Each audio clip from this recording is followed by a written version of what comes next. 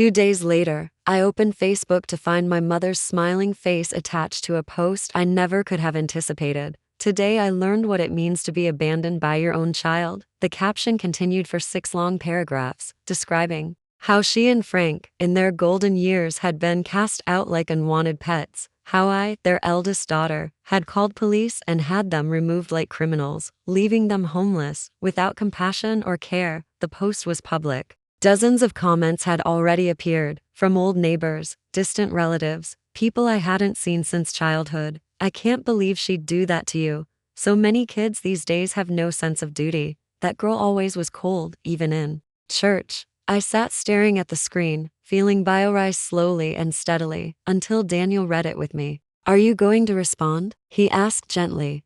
I didn't answer immediately. I opened a blank status and began typing carefully, not with anger, but with clarity. Since my mother has chosen to make our private conflict public, I feel I need to share a few facts. I detailed how when Daniel and I walked into the church that morning, I found my mother carefully adjusting Heather's wedding veil. Her fingers worked with such delicate precision, treating the lace as if it were something precious and holy. I hadn't witnessed that expression of focused devotion on her face in ages, certainly not during my own wedding ceremony. The thought surfaced before I could suppress it, and I pushed it down like I'd learned to do so many times before. My younger sister Heather was the bride today, 29 years old, a kindergarten teacher, everyone's ray of sunshine, the family's golden child. The weather seemed to celebrate her too, with brilliant sunshine streaming through the stained glass windows. "Daniel," my husband whispered, as we settled into our seats, "I've got the 10,000 in my jacket pocket. Are you certain about this decision?" I gave him a firm nod. "It's her special day." He didn't press further. We'd already covered 1/3 of the reception expenses, but financial discussions felt inappropriate on such an occasion. I kept telling myself this wasn't the moment for such concerns. It became my internal refrain throughout the day. Scanning the rows ahead, I spotted my father Frank, animated and laughing with some of Heather's new in-laws. He appeared more youthful than I remembered, his shirt properly tucked, his tie perfectly straight. The slouching posture I knew so well was nowhere to be seen. My mother Carol sat beside him, occasionally glancing toward the altar as if she couldn't quite believe this day had finally arrived. When our eyes met briefly, she offered a courteous smile. I returned it, then watched her attention drift elsewhere. Nothing hostile, just distant, as if I were merely an acquaintance rather than her firstborn. The ceremony began with traditional music. Frank escorted Heather down the aisle while Carol's eyes immediately filled with tears. Daniel's shoulder pressed gently against mine, not deliberately, but perhaps sensing my need for support. The service was brief and beautiful. Both bride and groom became emotional during their vows, looking absolutely radiant together. As they sealed their union with a kiss, the congregation erupted in applause, many already reaching for their phones to capture the moment. I clapped along with everyone else, though my hands felt mechanical. I hadn't anticipated feeling so displaced. Watching my parents beam with such pure joy, as if nothing else in the universe mattered beyond this single moment, struck me harder than expected. I tried to convince myself I was being overly sensitive, reading too much into things. Still, I couldn't shake the question. Had they ever looked at me with that same radiant pride? The reception took place in a beautifully converted barn, adorned with strings of white lights, mismatched vintage wooden chairs, and sprigs of lavender tied to each napkin. The venue was tasteful, clearly expensive, and impeccably organized, which I knew because I'd helped coordinate much of it. Though that contribution went unacknowledged, dinner passed in a haze of polite small talk. Daniel engaged Ryan's uncle in conversation about real estate, while I barely touched my chicken. My parents held court at the head table beside the newlyweds, glowing like royalty. I remained 2 rows back with Daniel, smiling when appropriate and nodding whenever Heather looked in my direction. Then came the speeches. The best man kept his remarks brief and filled with college memories. Heather's maid of honor cried through half of her tribute. Finally, my mother stood, champagne flute held carefully in both hands, with my father rising beside her. "Thank you all for being here," Mom announced, gently tapping her glass. "We're so grateful to celebrate our beloved daughter's wedding with you." The word beloved felt like a small knife between my ribs. "She's always filled our lives with joy," Frank added warmly. "Always been our bright light." Daniel's hand found mine again. I maintained my tight smile and continued nodding, remembering how at my own wedding reception, Mom had simply stood and said, "We're happy Martha found someone," while tonight they were practically glowing. Mom reached into her purse and withdrew a small stack of papers. "Ryan and Heather," she said, correcting herself with a laugh after almost saying Jake, "your father and I want to give you something meaningful to start your new life together." She held up the documents. "We're giving you the family home." The words hit the room like a thunderclap, followed by immediate applause, cheers, and clinking glasses. People rose to their feet. Heather covered her mouth, tears streaming. Ryan looked stunned in the best possible way. I felt absolutely nothing at first, not even shock. I simply stared. Daniel went completely rigid beside me. The house. That very house. The same property I'd been covering mortgage payments for over the past 5 years. The house Mom and Dad had desperately asked me to help save when Dad's work hours were slashed and Mom's arthritis made full-time employment impossible. We'd never formalized any agreement. No contracts, no paperwork, just family helping family when they were struggling financially. "We'll repay you when we can," they'd promised. I'd said yes without hesitation, quietly making those payments month after month for half a decade. They'd never mentioned this plan. No advance warning, no discussion whatsoever. My expression never changed. My smile remained frozen in place. Heather embraced our parents emotionally. Ryan kissed her cheek. Around us, guests murmured appreciatively, "How generous, so beautiful, what a blessing." Daniel leaned closer. "Did you have any idea?" I shook my head, lips pressed tight. Later, when Heather passed our table, she squeezed my shoulder and whispered, "Can you believe it?" Her eyes sparkled like she'd won the lottery, but there was something else there, a calmness that suggested this wasn't entirely unexpected. She had known. Daniel and I departed an hour later, early enough to avoid raising questions. I mentioned Daniel's morning meeting to a few people, expressing how happy I was for the couple. Claiming exhaustion, I maintained complete silence until we reached the highway. Then the tears arrived, fast and burning. I gripped my dress fabric, as if I might tear it apart. "I don't care about the house," I said, voice breaking. "It's about not asking. It's about pretending I was never involved." Daniel kept his hands steady on the steering wheel, not responding immediately. "You weren't just involved," he finally said. "You carried them through it. They simply chose not to remember that."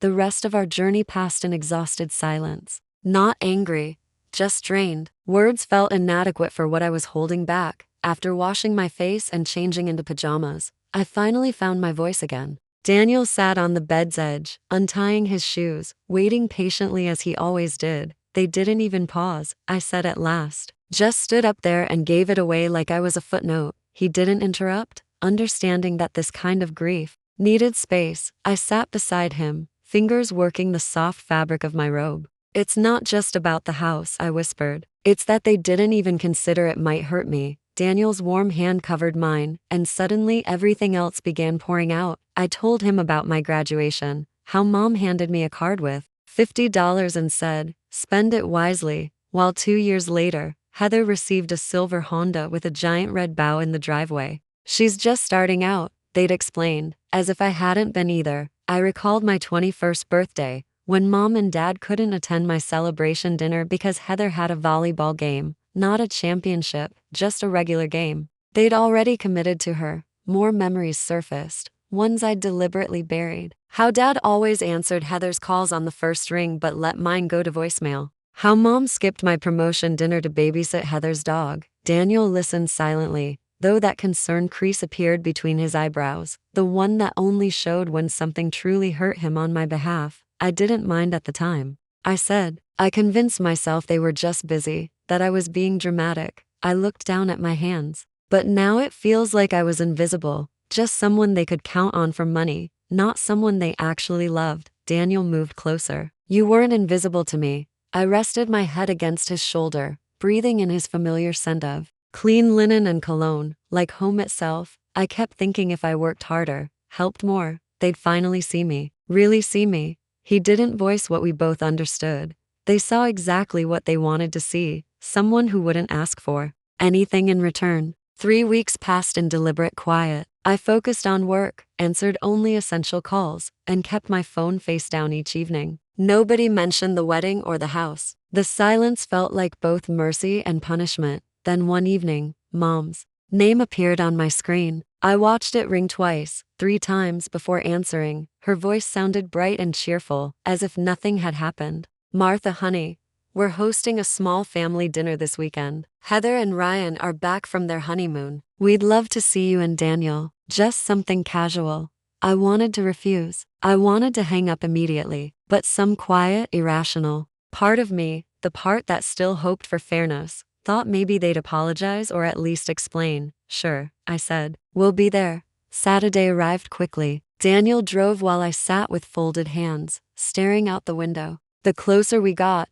the more it felt like approaching a stranger's home rather than the one I'd been financially supporting. Heather's SUV occupied the driveway beside my parents' old sedan. I hesitated before ringing the doorbell. I no longer possessed a key. Carol answered with flushed cheeks, as if she'd been laughing. "Martha, Daniel, come in. Come in." She hugged me as if everything was normal. I accepted it stiffly. Frank was watching sports with Ryan, giving Daniel a firm handshake, and me a distracted embrace. "Glad you could make it," he said, eyes already returning to the screen. "Where's Heather?" I asked. "Changing curtains in the dining room," Mom replied cheerfully. "She's been redecorating all week." I followed the sound of rustling fabric. There, she was on a small ladder, replacing Mom's familiar blue curtains with cream ones. She glanced down, smiled, and said nothing. Dinner featured Mom's pot roast, the recipe she reserved for company. The table was crowded, with me seated between Daniel and Frank, facing Carol and Heather across from us. Ryan took the head position. The newlyweds spent the first 10 minutes detailing their Hawaiian honeymoon, every meal, every towel animal, every snorkeling adventure. I nodded appropriately while Daniel asked enough questions to maintain conversation flow. Then Carol cleared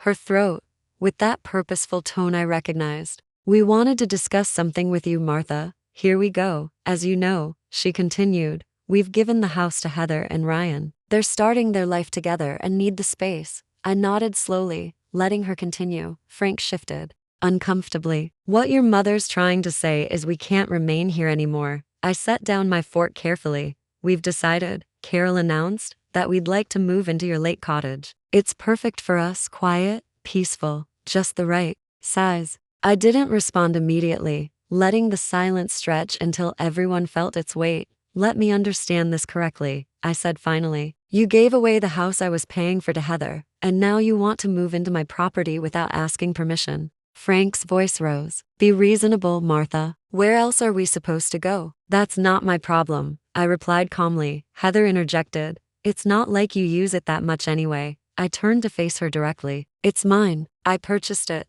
I decide who stays there." Carol's face went pale. "You're not saying no, are you?" "I am," I said with complete calm. "No, you cannot move into my cottage." 2 weeks passed without communication. I blocked their numbers, not permanently, just until I could think without trembling. The cottage remained untouched, a peaceful sanctuary in my mind, like a door I'd finally secured. Then, on a Tuesday afternoon while reviewing marketing copy at my desk, my phone buzzed with a security alert. "Front door open, Pine Ridge Cottage." My stomach dropped. Opening the app, I saw someone had used a key but hadn't disabled the alarm system. 30 seconds later, the security company called. "Miss Whitman, this is Safeguard Security. We've detected an unauthorized entry at your Pine Ridge Road property." "Was that you?" "No," I said firmly. "Send the police." An hour later, another call came from Officer Rhea with the county sheriff's department. "We're at your Pine Ridge property with 2 individuals who identify as your parents.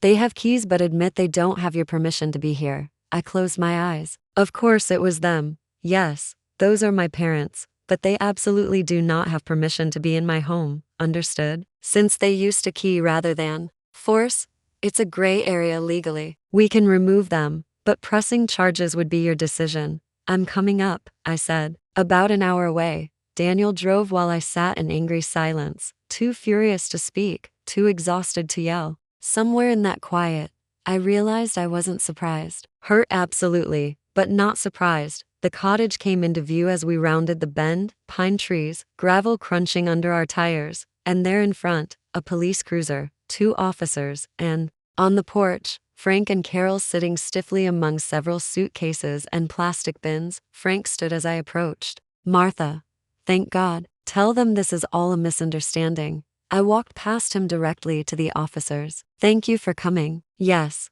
these are my parents, but they do not have permission to be here. One officer nodded. Do you want to press charges? Carol stood up. Martha, you wouldn't dare. You broke into my house after I explicitly told you no, I said. What did you expect would happen? Frank's voice escalated. We didn't break in. We used the key you gave us. Carol's voice cracked. This is all your fault. If you'd just let us stay, none of this would have happened. I stared at her. My fault? You gave away a house I was paying for, then tried to take over my other property without asking. And now you're sitting here acting like I'm the one who betrayed you. You're so selfish. She spat. So arrogant. We raised you better than this. I didn't raise my voice. I didn't need to. You didn't raise me to be a doormat. That silenced her completely. I turned to the officers. Can I speak with you privately? After stepping aside, I took a deep breath. I don't want to press charges, but I don't want them here either. We can bring them in for a few hours, one officer suggested. Let them cool off. Sometimes a holding cell provides perspective. I nodded. That sounds appropriate. Back on the porch, I said simply, they're taking you in for a few hours. I'm not pressing charges, but you cannot be here. Carol looked stunned. Frank said nothing. As the police car pulled away, Daniel took my hand. We waited for the locksmith, and while he worked, I arranged for their belongings to be moved to a nearby storage unit. I paid for 1 month and sent the information to Heather. I didn't unblock anyone's number. By the time the new locks clicked into place, the house felt clean again. Mine again. 2 days later, I opened Facebook to find my mother's smiling face, attached to a post I never could have anticipated. Today I learned what it means to be abandoned by your own child. The caption continued for 6 long paragraphs, describing how she and Frank in their golden years had been cast out like unwanted pets, how I, their eldest daughter, had called police and had them removed like criminals, leaving them homeless, without compassion or care. The post was public. Dozens of comments had already appeared from old neighbors, distant relatives, people I hadn't seen since childhood. I can't believe she'd do that to you. So many kids these days have no sense of duty. That girl always was cold, even in church. I sat staring at the screen, feeling bile rise slowly and steadily, until Daniel read it with me. Are you going to respond? He asked gently. I didn't answer immediately. I opened a blank status and began typing carefully, not with anger, but with clarity. Since my mother has chosen to make our private conflict public, I feel I need to share a few facts. I detailed how I'd paid their mortgage for 5 years, how they'd given that house to Heather and Ryan without mentioning it to me, how they'd planned to move into my lake cottage without asking, and when I said no, they'd used a spare key to enter my property without permission, triggering a police response. I ended simply, family is about mutual respect, not entitlement or rewriting history. Then I hit post. The truth comes out. The response was immediate. Messages, comments, private messages from cousins. We had no idea. I wish you'd said something sooner. Your mom's version didn't feel right. You paid the mortgage, then she gave the house away? Jesus.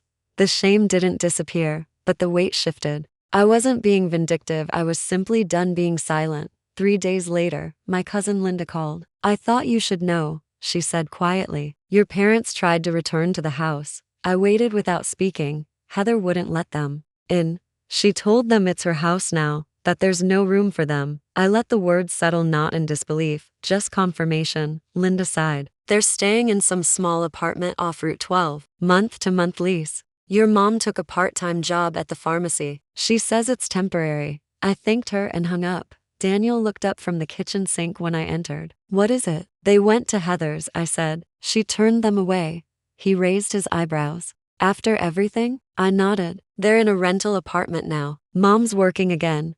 I expected to feel satisfaction. Instead, I felt tired. The unanswered calls at night. I stared at my phone for a long time. One new voicemail. My mother's voice, softer than I remembered. We made a mistake, a big one. Please call us. We need to talk. I deleted it. Maybe someday. I'd want to hear her say those words properly, but not now. Not when everything still felt so raw. Instead, I listed the lake cottage for rent. I didn't need it sitting empty anymore. It could pay for itself while someone else enjoyed coffee on the porch. Do you think you'll ever forgive them? Daniel asked as we got into bed. I considered it. Maybe. Not for them, for me. He nodded and turned off the light. I lay in the darkness, breathing slowly. I wasn't trying to be the favorite anymore. I wasn't even trying to be understood. The next morning brought another call. I let it ring without answering. No voicemail this time. Maybe she didn't know what else to say. Maybe that silence was her way of finally listening. I watched the screen until it went dark. Outside, the sky was overcast, a soft gray that promised rain, but not drama, just a slow, quiet washing. I poured my coffee, sat by the window, and didn't answer. If Heather was the daughter they chose, then they could live with that choice.